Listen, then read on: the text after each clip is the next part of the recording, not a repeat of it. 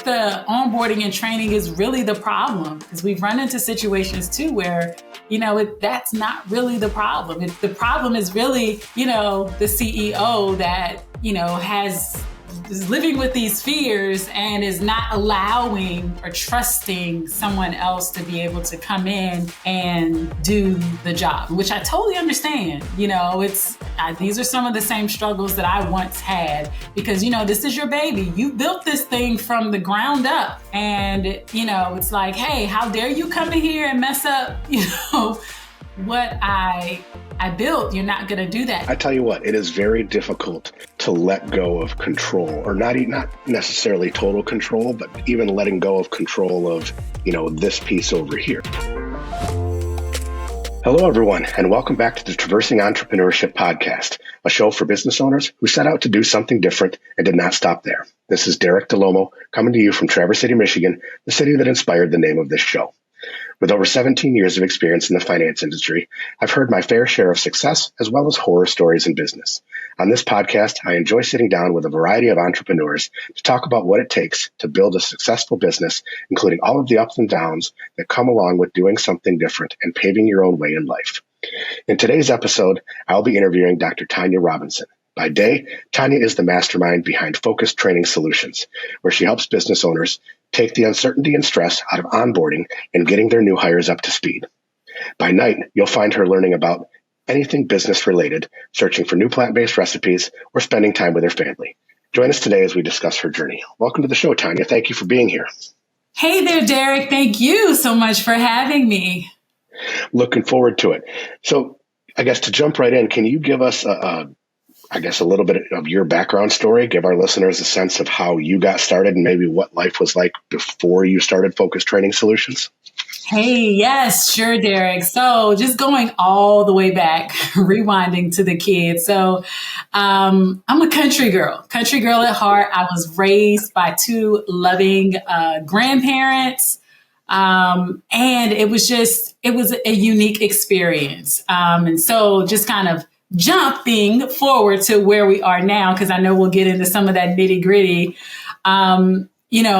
just those life experiences from being raised by grandparents, fast forward all the way up until now, they've kind of just crafted my desire to want to be an entrepreneur, to challenge the norms of what we were taught growing up in a house of, very well-intended. My grandparents meant well, but, there was a lot of structure and a lot of things that we could not do, or I should say I could not do, just because, the idea was what they knew, and that was just to play it safe.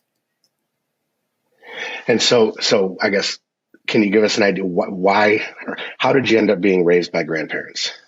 My parents, they're still alive. They're still living. Okay. And actually they're all still back at my hometown. And I visit there kind of frequently, but I do talk to my mom every day. My mom had some challenges and was in a car accident very earlier on. And so, she was limited in her ability as to, being able to provide me the care that I needed. Sure. So my grandparents, they stepped in as they did with a few other grandchildren. So there were a few others of us that were raised by my grandparents, my brother, and also a cousin. Okay. And then you had mentioned that, being raised by grandparents is interesting because you're going off of what they expect. So can you expound on some of those expectations of what they knew and what playing it safe meant for them versus what you wanted to be? Oh, yes.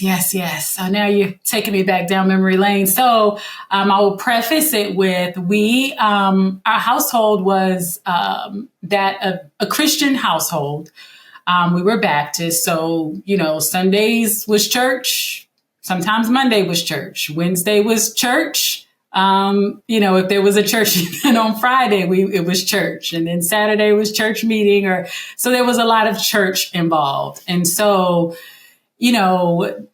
I say that to say that, a lot of the decisions were aligned with Christian values. And so for example, some of the rules that, I'd say were enforced for me was, the entrepreneurship. That was one of the things that was just not heard of, so not it was having, more so you go to work, you punch in, you clock out, you come home, and you be with family. Yes, you go to work, you do exactly what you said. You clock in, you do a great job while you're there. You do what you're told. You come home and you do it all over again the very next day. And there, you should not complain. You should instead walk in the spirit of gratitude, and that's it. Which aren't all in all. They're, none of those are bad qualities. I mean, like you said, do what you say. Give it your all. And rinse, repeat. Nothing wrong with that. Yes. How have you then taken that? How did you get the entrepreneurial bug? Yes. To be like, oh, there is no structure. I'm doing things my own way. I'm going to forge my own path. How are you able to kind of break that cycle, I guess? Yes. So let's see. So one of the things, I think I did skip a very important part. So I was a teen mom around the age of 16. Yep. Teen mom, 16. So imagine how that went over. Of course, I can kind of chuckle about it now, but, experiencing that, in a Christian household with a young, teen mom was not the best of experiences. So there were a lot of challenges around that experience, as it related to the church, as it just related to the upbringing, the values that my grandparents, had for the household and just for, me as their granddaughter. And so going through that was a pivotal time in my life in which really lit the flame for my entrepreneurial spirit because of all the things during that time frame that I was told that I could not do. I was told that, with a child, you cannot be successful, like by any means. Like you're not going to be anything, like your focus has to be the child, and yes, and that's et cetera, et cetera. Like you're not going to be able to go to school. You're not going to, just like my whole future was doomed. And so, that really sitting in those moments of just uncertainty as, an early age mom, and just hearing all of that, some well-intended, some not so well-intended advice come my way, it forced me to have to do some sort of strategic thinking and sorting out the information in my head. And so that really drove me to say, hey, despite what you say, there is better, there is greater for me. I'm not defined or limited by any of your words. Yeah, and that's more, it sounds like you were at a very young age, 16, being told that you can't. Yes. So I guess let me phrase that a little differently here. You were hearing probably from both family members and, let's call it, other parishioners who were close to the family, all these negative comments about being a teen mom. Yes. The skills and the perseverance that like those things really carry over into my business. Like they drove me. It drove me to continue forward and to complete my doctorate degree because, in that moment, I felt that I had to prove to myself and also prove to everyone that told me that I can't, that I could. And so, I said, I'm setting the stage. I'm going to be the first one in our family to ever to do it all, to be the first to do it. I was the first to get that doctorate degree, the first to run a successful, profitable business. And I lost my list of first, Derek. Like I had a whole list. Of course, I'm drawing a blank now, but Well, because I'm putting you on the spot. So, I mean. So, it's just, and I'm still not finished yet. There are some other firsts that are in progress, that I'm super excited about. So I'd say that experience just really, I birthed more than just a son through that experience. Sure. Yes. So, you mentioned you obtained your doctorate degree. What is your doctorate in? It is in education and e-learning. Okay.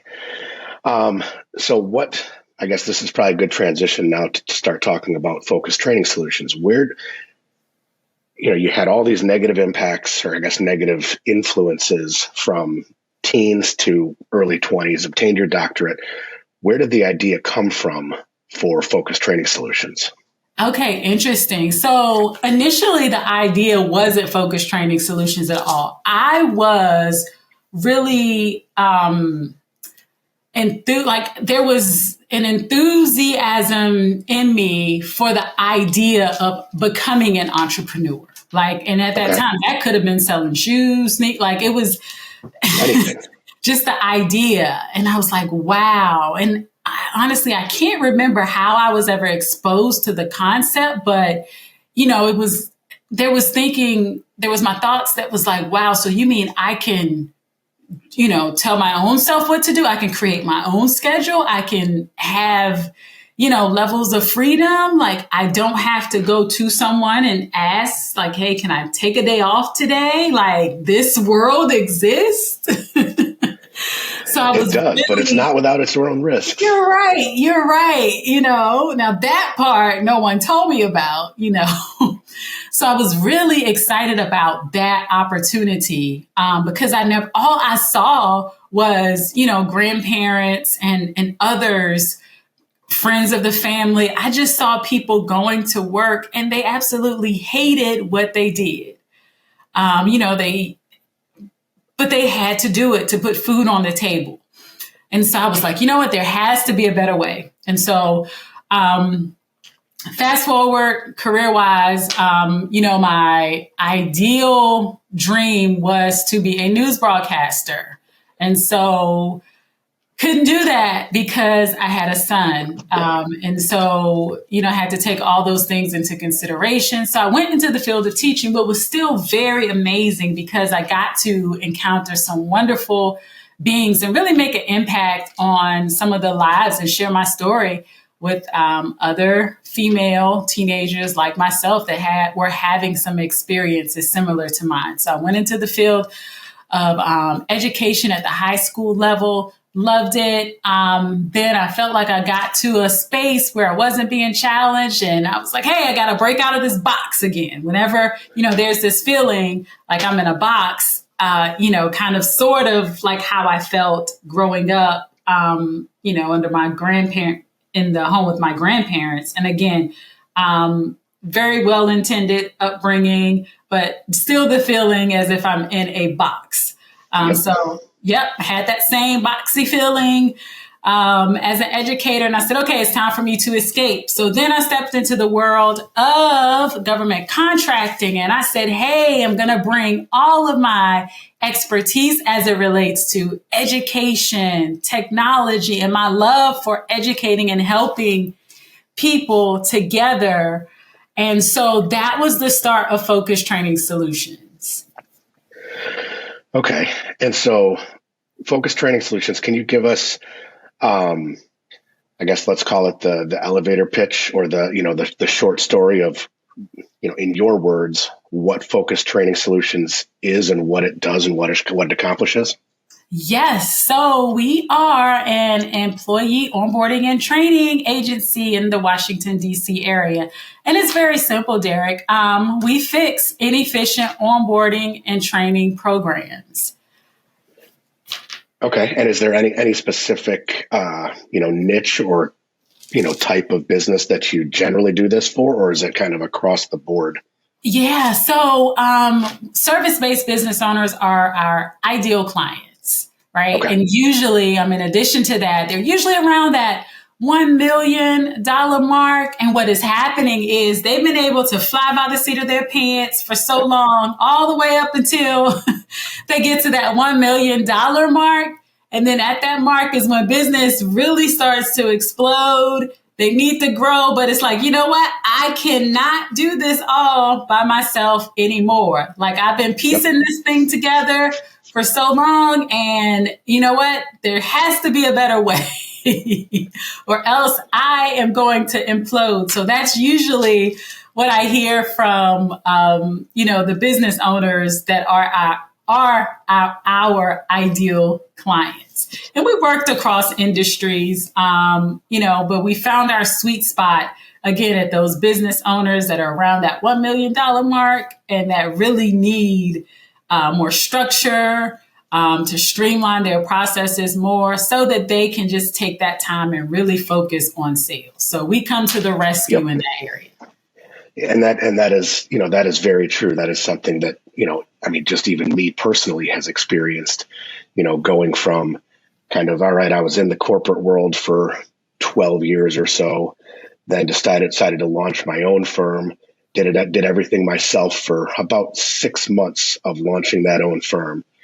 And then, I would come to work, let's say 8:30, 9 o'clock, leave here at 4 or 5, go home, spend time with the kids, do dinner, lunch, or dinner, bedtime, playtime, whatever. And then it was laptop back up, working until, 1, 2, 3 in the morning, and then rinse, repeat. And you're like, this is, by no means healthy and also not enjoyable. So, then hired, my first hire as a, independent business owner. And I think I hired her in at 20 hours a week, and she immediately took 40 hours off of my plate by doing exactly what you just said, creating structure, processes, and efficiencies to do that. And, since then we've gone through, a few employees after that. I'd say, are we totally efficient when it comes to onboarding a new employee?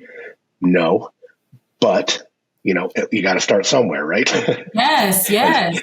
You learn from your mistakes, I guess, is my point. Yes. Kudos to you, Derek, for just even recognizing what you needed and for bringing someone on. That whole process, I like to say, is just it's really fluid. It's a living, breathing process. And it's, just a cycle of evaluating what you have, seeing what's working, what's not working, and making it better. So let's do a little call it beta test here. How do you audit or a client's business to determine what they need with an onboarding or training program? Yeah, so we look at a few things when we're doing that initial audit, and it's really a review of actually their content, any existing content we look at.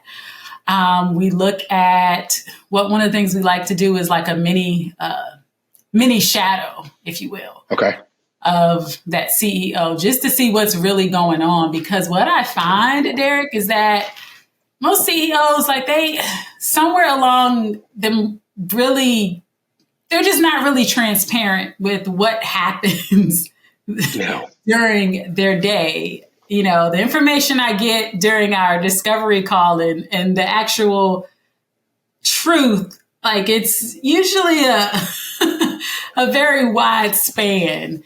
Yes. And so we'll do what's called a mini shadow, just to really get a firsthand experience of what's happening in a day of the life of that CEO, where we just kind of sit off to the side or just hang around on virtual calls or meetings to draw our own conclusions as the experts as to what's really needed, and just making those determinations first off too, like if the onboarding and training is really the problem, because we've run into situations too where that's not really the problem. The problem is really the CEO that is living with these fears and is not allowing or trusting someone else to be able to come in and do the job, which I totally understand. These are some of the same struggles that I once had because, this is your baby. You built this thing from the ground up. And, it's like, hey, how dare you come in here and mess up, what I built? You're not going to do that. And so we're protective from a sense. Oh, yeah. And it's, I tell you what, it is very difficult to let go of control, or not necessarily total control, but even letting go of control of, this piece over here, because like you said, it is your baby, so my baby, it took me 6 months of staying up until 3 a.m. to say, okay, I'm going to let go of control of this over here to somebody that I trust. It took, granted, some people it takes, 6 days, some people it takes 6 years. Mm-hmm. But the best thing, at least in my mind, the best thing you can do to have a successful business is to release some of that control to, I'm going to call it, tasks or operations that are not necessarily profitable or driving revenue for the business. So, I mean, let's just take me, for example, having me do operational, yes, they're client facing tasks, but they are not, generated on taking that next step forward. Those are what, $30 to $50 an hour billable pieces versus I bill myself out at $350 an hour. Why would I be doing $50 an hour work as a $350 an hour person? Exactly. So you say, okay, now if you take that and say, okay, I can offload this $50 an hour work or $75 an hour work to somebody else. I have now, let's say, 20 more hours that I can focus on the $350 an hour work or whatever your billable rate is. Now you've just taken that next step forward. You freed up time. You'll likely increase revenue over the next 6 to 12 months. Boom, piece of cake. But letting go of that control of these things that you've done for so long is so hard. Yes. And again, kudos to you because you're so far ahead in the game.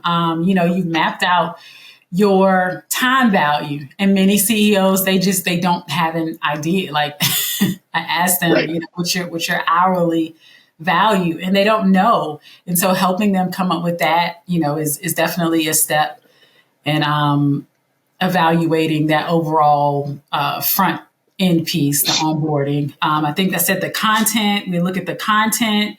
We do a mini shadow, and that really just kind of gives us a good idea as far as what's really going on, because usually everyone has pieces of something. Of course, pieces of something, and so and I wanted to add to something else you said really quickly. We talked about the time value.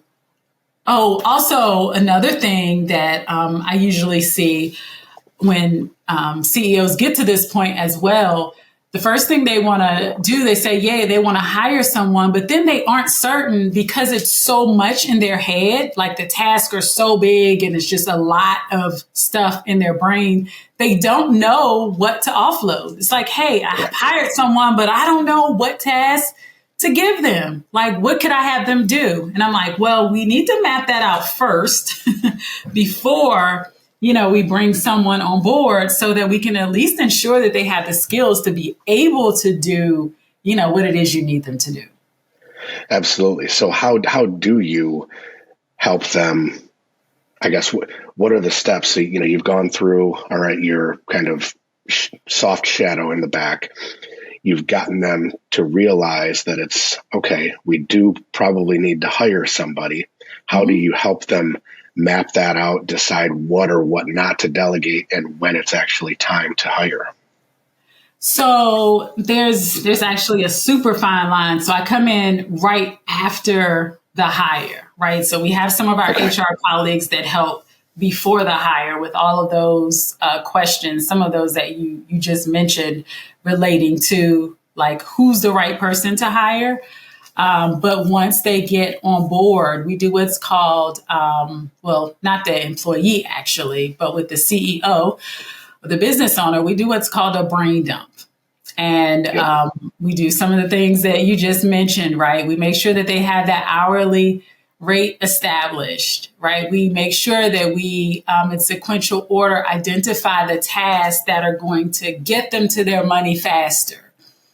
And we just kind of list those in order. And then from there, we're able to decide about who we're going to assign to those tasks. So it might not be just a one person. I guess let me rephrase that a little bit. You're coming in at the time of hire of new hires. Are you usually doing one person at a time, or is it multiple people at a time? And if you had two-part question, so when you're coming in, are you usually doing this for one new hire or multiple new hires?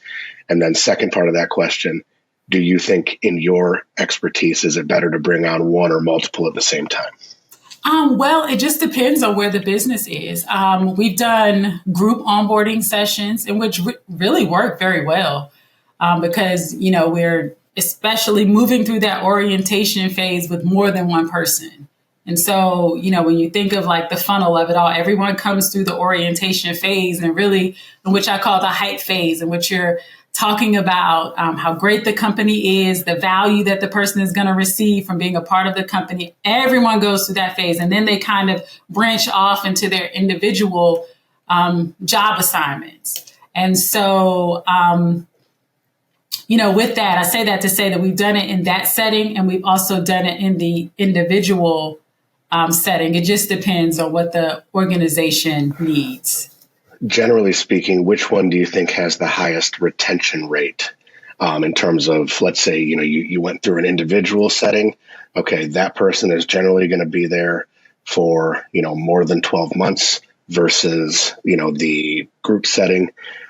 Most of those people are going to be there. I mean, I guess, is there a calculation you run in your head to say, hey, if we do it in a group setting, we're going to have, 33% more attrition than an individual setting or something like that? Right. So to answer that question, no. What I do find contributes to the retention rate more so than anything is the CEO mindset. Okay. That in itself is typically the biggest barrier and typically the biggest determinant as to if the employee or employees are going to stay longer or not. And I say that because usually for our ideal client, they're stepping into the role of leadership. They're great at what they do, their craft, but, being a great leader is not always, top of mind. And it's not easy to do. Yes, it's not easy. And so helping them to shift the mindset from, being all about me, to now you have a team to think about and putting them first. What is it that, they need? What are the resources that they need to be successful? Connecting with them on a human side to make sure that, you're familiar with their families. How's everything going at home? Because all of that, their baggage is going to transfer into your space. So, I laugh when, our clients, they're super excited to hire, right? And then once they hire, it's like, whoa, they just think that somehow I'm bringing on this person and it's going to free up all this time, in which, yes, it will free up some time, but you still are gaining some more children, yes. Gaining some additional family that you are responsible for caring for being empathetic about. They just fall under your umbrella of responsibility. So that is usually the determinant as far as if those individuals are going to stay longer or not, because some of the CEOs, they just really can't get rid of that stinking thinking, which is, shout out to Zig Ziglar, can be a deterrent to the employees, honestly. Very much so. I mean, being a leader of people is much more difficult than being a visionary or a leader in business.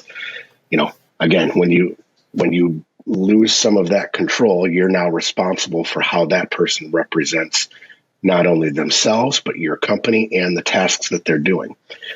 To try to wrangle that in, every day and every month and every quarter and every year becomes, yes, it does free up, like you said, all this time, but you have to put some of that time back in to kind of, reshape how things are looking, because, if you let go of full control, then everything spirals.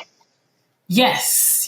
But the great thing is, if you've got, it's kind of like, okay, I'm trying to come up with an analogy. Maybe horses in the field, having 3 horses working versus having 1 horse working.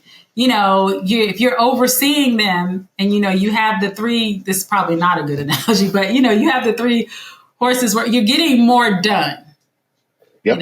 There's more that is getting done if you learn to manage and facilitate and treat the horses well and tend to their needs and water them and do all the things that they need. Fair enough. So where do most of your new clientele come from? Yeah, so a lot of clients that I get are from referrals, which is really great. Yep, referrals. Those are usually sticky. Yes. Referrals and LinkedIn.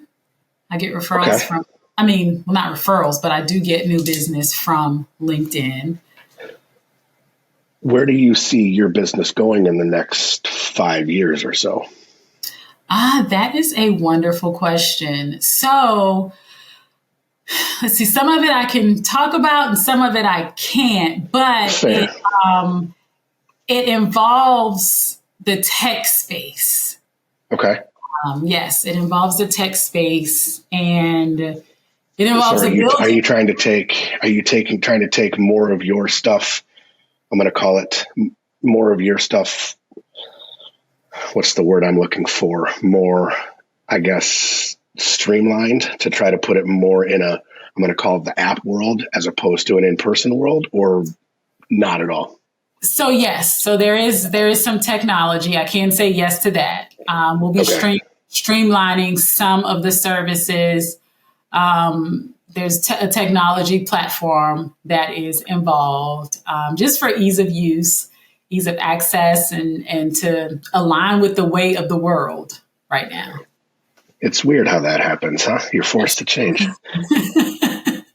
I was like, man, I'm just getting the swing of this business thing, and now I gotta figure out how to change. But you know what? It's all good. It's all in fun. So just think about that for a second.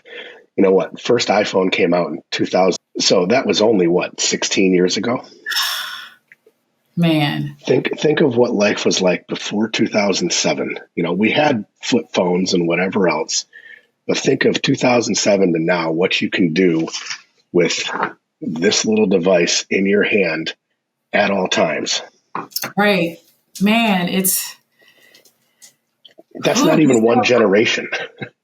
You said a lot. Yeah, it's so interesting. And just the attention that how much of our time it takes up just being on it. So when did you obtain your doctorate in education and e-learning? It was 2019. 2019. Okay. How do you think, I guess, let me put it this way. Did that in your mind boost your career path? It did. It did boost my career path. It allowed me to, let me say this. It boosted it for a short term, I'd say. Okay. I only say that because with education and e-learning, e-learning was advanced. By the time I finished, advancements in e-learning were already underway. So I feel like I'm still having, in which I don't mind at all, I actually love, even though I have the doctorate, like many of the things that I learned are outdated now. Yep. As it relates to e-learning. So I'm having to still remain a student, if you will. But yes, it did boost for a bit. So you've, over the years, have helped people hire, helped CEOs hire. Do you have any hires yourself? Do you have any staff members? Yes. We are a team of 6. Okay. So, and I don't want to put you on the spot. If you don't want to answer this, that's fine. But who do you think was maybe not who, but maybe what role do you think was your best hire? And if you want to pass on that, I totally get that. I don't want to put you on the spot. I think I'm going to pass on that. And I don't know, like I want to say each one had a best aspect to it because, it happened, it was like a different season for each person. Each person brought their own unique identity. And during that time, was at a different space mentally and in my life and my journey. And so just at each time where the stars aligned with each of them, there were things that were great and there were things that were not so great. Yeah. That was a good job of dancing around a very direct question. I tried. So let's flip that question just a little bit and say, what were some of the lessons you learned as you started to hire your own team of now 6? What were the biggest lessons you learned as you started to build your own force?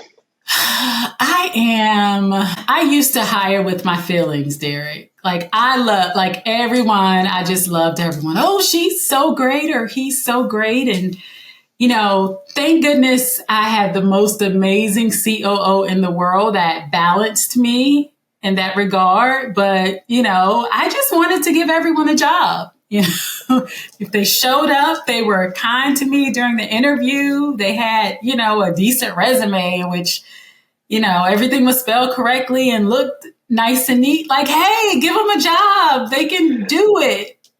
Put this person on payroll right now. Yes. So that was one of my downsides. So, like I said, thankfully, I have people in place to balance me and, where I am not my strongest self. So what did you learn from that? You said you used to hire, or you wanted to hire emotionally. Your COO balanced you out. What did you learn about your own hiring process that, I guess, what were the things that you needed to focus on that you didn't focus on before? Oh, I just had to completely fire myself because I just, I had to fire myself from the process. So you are no longer involved in hiring or firing from your own team? So I do not. No, I am no longer that person. Because I realized very early on that, hey, I suck at this. And I'm going to, take my talents elsewhere in the company and focus where I know that I can thrive. Just like, how I teach my own CEOs. I want you to go here where you thrive and, allow us to just kind of come in and do what we need to do. And I'm able to quickly identify when someone else is hiring emotionally. I'm able to see myself in someone else and say, hey, you can't do that. We're not hiring emotionally. They are not equipped with the skills, yada, yada, yada, to do the job. Let's next. So what types of, can you give an example of that to say, all right, I'm hiring, Dr. Robertson. But I'm like, okay, yeah, she's checking all the boxes. She's nice. She's eloquent, etc. What do I need to actually be looking for when I'm hiring a team member to make sure that it's not emotional? Well, first off, what I always tell my folks to do, and which again is just a little out of my expertise area, but I do recommend that they hire for culture first. So, what that means is that you, the business owner, CEO, you're going to have to know, you're going to have to really be grounded in what the values and the culture of your organization so that you can recognize when you interview and, you're talking to that potential new hire and you're asking them value and culture questions, you're quickly able to recognize that, hey, this is not my person at all. Right. Yeah. It's like, if I use the F word as a comma and somebody else is, very buttoned up, probably not a culture fit. Exactly. And so those are the things that, I'd like to look for first. Now, not that talent and skill is not super important, but, culture to me and to those that are in my circle, like my community, we really like just having people that that really rock with you and that really, embrace your ideology and your values and are your cheerleaders. I feel like sometimes in the absence of if they're lacking in skill a little bit, that will trump it because we can train them, to do the repetitious stuff or, we can train them up a bit, but those other things, not so much. Those are tough to change. It's kind of like, it's almost like marriage counseling, Oh, yeah. See, everybody thinks they can, everybody thinks they can change, but when you're in your 30s, 40s, 50s, whatever, an old dog doesn't learn new tricks very quickly. Not at all. Not at all. See, I feel safe now. I feel seen and heard. You said it. I did it. Yep. It's all good. So as we start to kind of transition, towards the end of the program, what advice would you give to an entrepreneur? I think I already know the answer to this, but what advice would you give to an entrepreneur who's making their first hire? I'd say what we just talked about, really think about your culture, get grounded in what the culture of your organization is first. And as you are hiring, make sure that person is a good match and their values align with your values, and that you're able to agree to disagree. When I say align, I don't mean bring in like a yes person, a person that's going to be, say yes to everything, but, someone that is bring in fresh ideas, someone that is, really sharp when it comes to technological skills that are going to advance your organization. Sure. So, that's all right. Somebody's hiring their first hire, culture first, don't hire emotionally, et cetera. How about somebody who is established looking to bring on, let's say, 3 to 5 new people? How would that advice differ for them, or would it differ? No, I wouldn't say that it differs at all. What I will say is that, if you have a bigger organization, then more people, I would say, get everyone else involved in that decision as well. Have them participate in the interview because, again, okay, you'll be bringing that person in and you want everyone to just vibe, the energy to vibe. And we all know that one bad apple, oh my goodness. It can ruin the whole bunch. Yeah, it can ruin the whole bunch. So, get them involved. Make them feel seen and heard. I feel like that's what it's all about. Just in general, outside of, being an employee or being hired, we all want to feel seen and heard and appreciated and recognized. And so that's another form for your existing employees to value their insight as a part of your organization. Yeah, I was just going to bring that up.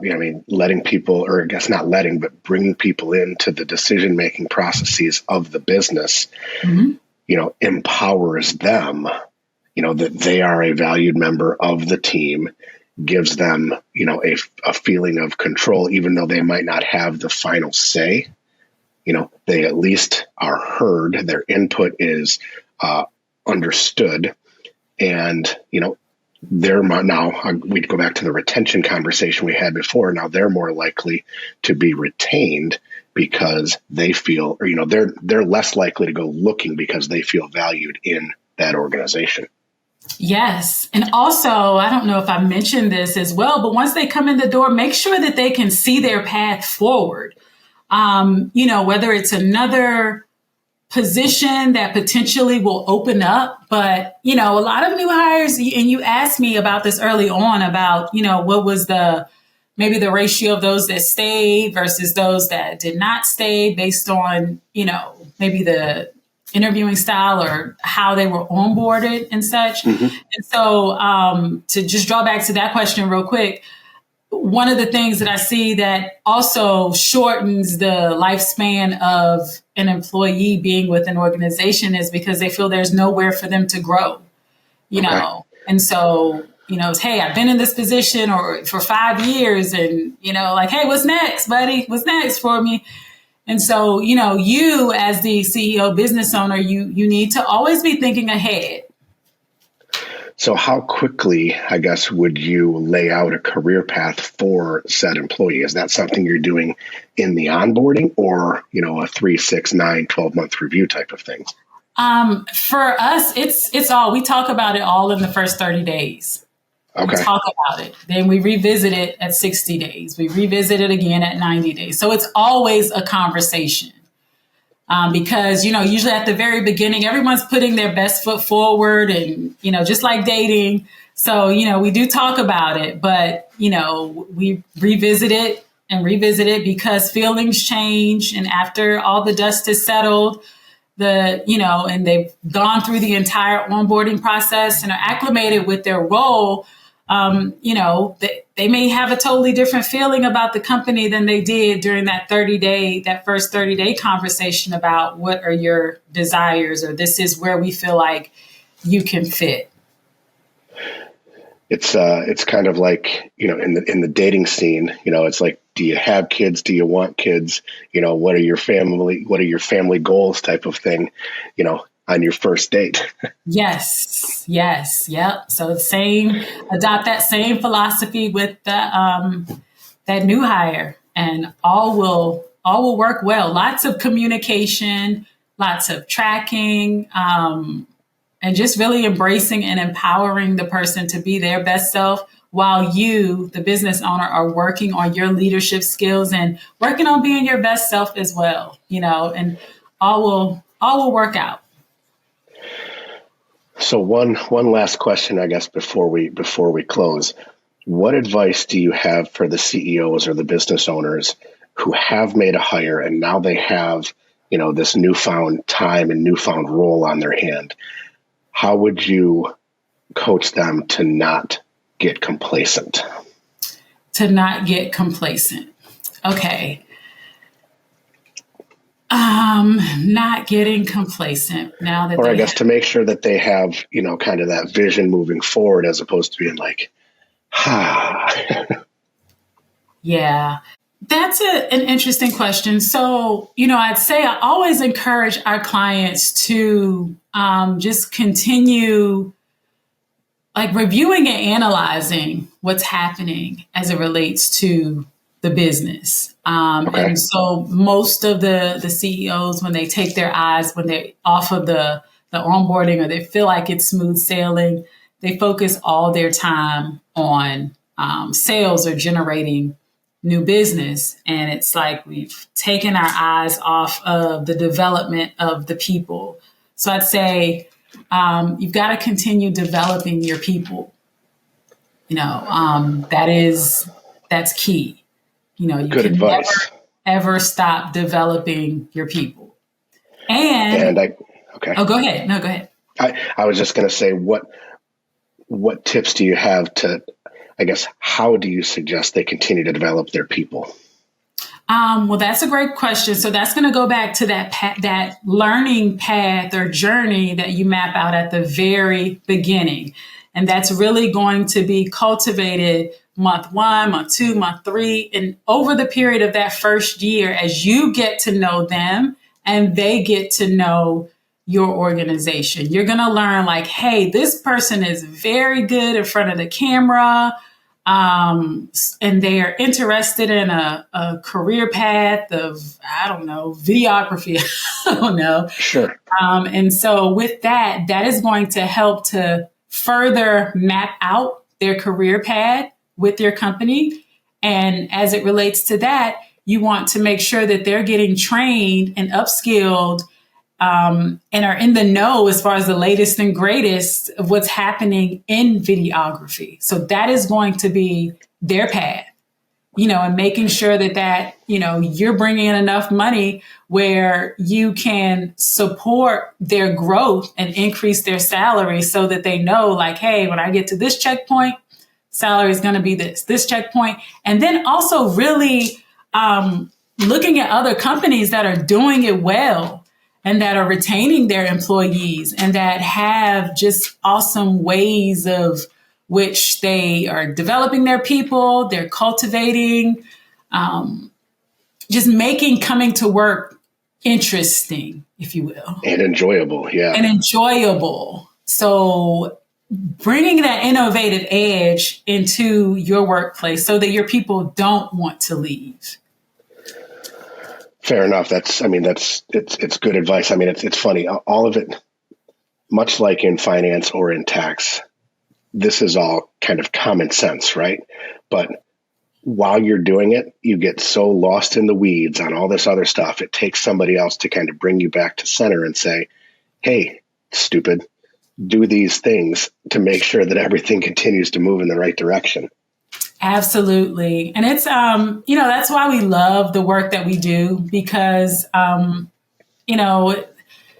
what the CEOs are doing, it's so amazing, the impact that they're having out here in the world. And it's a lot. It's a lot for them to juggle everything. And so being able to just help them in that space of onboarding and training while they are being great and geniuses at what they do is just really amazing. You're in the space of, you're in small business. You're not necessarily dealing with teams of, 25, 50, 100 employees. You're dealing with small teams of 1, 3, 5, et cetera. Exactly. It is, like you said, a much more like a family atmosphere than, I'll call it, corporate America. It is, okay, what do you need? What do you need? What do you need? And how do we tailor each of those things for each individual person for their individual growth? Yes. And you asked about leadership as well, because I left this out. Like, what are some ways to develop your team? Book clubs work really well.